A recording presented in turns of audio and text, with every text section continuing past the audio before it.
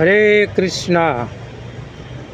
आज भागवत गीता के तीसरे अध्याय का 24 का श्लोक आपको सुनाता हूँ। जरा आप ध्यानपूर्वक से सुनिए।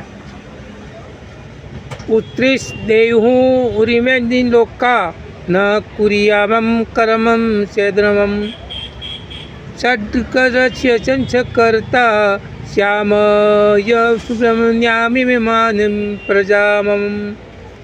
उससे भी देव यानी नष्ट हो जाए हमें ये सब लोक व नहीं और क्रियारचन यानी करूँ कर्म यह नित्य कार्य शैतनीय यदि अहम यानी मैं छटक से यानी अभावांशतीन चिंताधीन का च यानी तथा कर्ता यानी स्वता श्याम यानी होऊंगा उपन्याय में विनत करूँगा इमम इन सब का प्रजा की जांच। यदि मैं नियत कर्म न करूँ तो ये सारे लोग नष्ट हो जाए, तब मैं अवासित जन समुदाय को उत्पन्न करने का कारण हो जाऊंगा और इस तरह संपूर्ण प्राणियों के शांति का विनाश बनूंगा। भयंकर अवसासीन जन समुदाय से जो सामान्य समाज की शांति को जो भंग करता है, वो इस सामाजिक अशांति को रोकने के लिए अनेक विधित विधान हैं, जिनके द्वारा स्वयं ही वो जनता आध्यात्मिक प्राप्ति के लिए शांत तथा सुव्यवस्थित हो जाती है।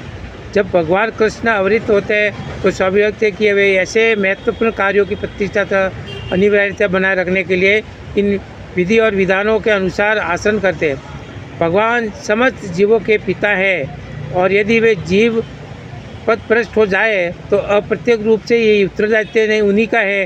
अतः जब भी विधि विधानों का अनादर होता है तो भगवान स्वयं समाज को सुधारने के लिए अवतरित होते हैं।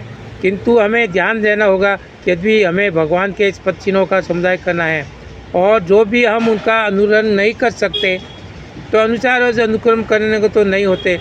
हम गोवर्धन पर्वत उठाकर भगवान का अनुकरण नहीं कर सकते, जैसा कि भगवान ने अपने बाल्यकाल में किया था। ऐसा एक पाना किसी मनुष्य के लिए संभव नहीं है। हमें उनके उपदेशों का पालन करना चाहिए और किंतु किसी भी समय में उनका अनुकरण नहीं करना चाहिए। श्रीमद् भागवत गीता में किया। हरे कृष्ण।